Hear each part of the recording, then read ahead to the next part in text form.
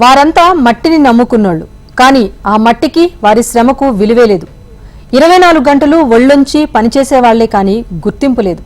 Plastic రక్కసతో నిండిపోయిన నాగరిక ప్రపంచంలో స్వచ్ఛమైన మట్టి పైపులకు గిరాకీ లేక, చేసేందుకు పని లేక 5,000 కుటుంబాలు రోడ్డున పడ్డాయి.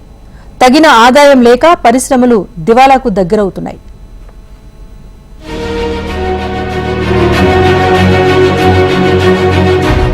ఒకప్పుడు చేతి నిండా పని, దేశంలో ఎక్కడా లేనంత ఉత్పత్తి, వేల మంది కార్మికులకు అదే జీవనాధారం. కానీ ప్లాస్టిక్ భూతం వారి పొట్ట కొడుతోంది. పర్యావరణాన్ని పరిరక్షించాల్సిన వ్యవస్థలు ఆ ప్లాస్టిక్ వైపే మొగ్గు చూపుతున్నాయి. మట్టిని నమ్ముకుని పనిచేసిన ఆ చేతులు ఇప్పుడు సాయం కోసం వేడుకుంటున్నాయి.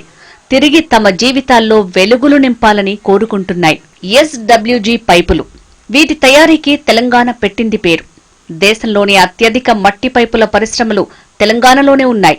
మొత్తం 36 మట్టి పైపుల పరిశ్రమల్లో 4,000కు పైగా కార్మికులు ప్రత్యక్షంగా, 2,000 నుంచి 3,000 మంది పరోక్షంగా ఉపాధి పొందుతున్నారు.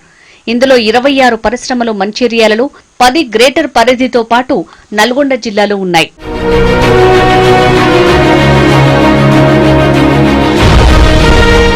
ఒకప్పుడు నీటి సరఫరాతో పాటు డ్రైనేజీ లైన్లకు ఈ పైపులు అధికంగా వినియోగించేవారు.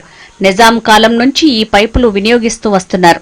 ఆనాటి కట్టడాల్లో వాడిన మట్టి పైపులు ఇప్పటికీ ఉన్నాయంటే వాటి మన్నిక గురించి ప్రత్యేకంగా చెప్పనక్కర్లేదు. 65% సిలికా మరియు 25% అల్యూమినియం కలిగిన తెల్లమట్టితో ఈ పైపులను తయారు చేస్తారు. 1000 డిగ్రీల సెంటీగ్రేడ్ వరకు బట్టీలలో కాల్చుతారు. అందుకే వీటికి దశాబ్దాల మన్నిక ఉంటుంది.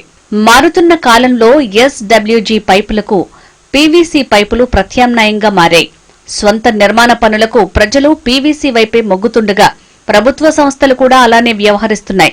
గతంలో ఈ మట్టి పరిశ్రమకు GHMCతో పాటు పలు మున్సిపల్ కమిషన్ల నుంచి ఆర్డర్లు అధికంగా ఉండేవి. కానీ ఏడాదిన్నర నుంచి ఎలాంటి ఆర్డర్లు రావటం లేదు. Hyderabad metropolitan water supply board కూడా ప్లాస్టిక్ పైపులనే వినియోగిస్తోంది. ఇలా ప్రభుత్వ వ్యవస్థలు కూడా ప్లాస్టిక్ వినియోగం పెంచడంతో పరిశ్రమల్లో తయారైన పైపులు గోదాంలలోనే మగ్గిపోతున్నాయి.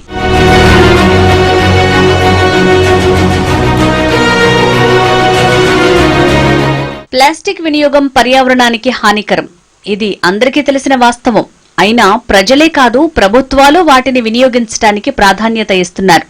పర్యావరణ పరిరక్షణకు పూనుకోవాల్సిన ప్రభుత్వ సంస్థలు మట్టి పనులను మరుగున పడేయటం ఎంతవరకు సమంజసం అనే ప్రశ్న ఎదురవుతోంది.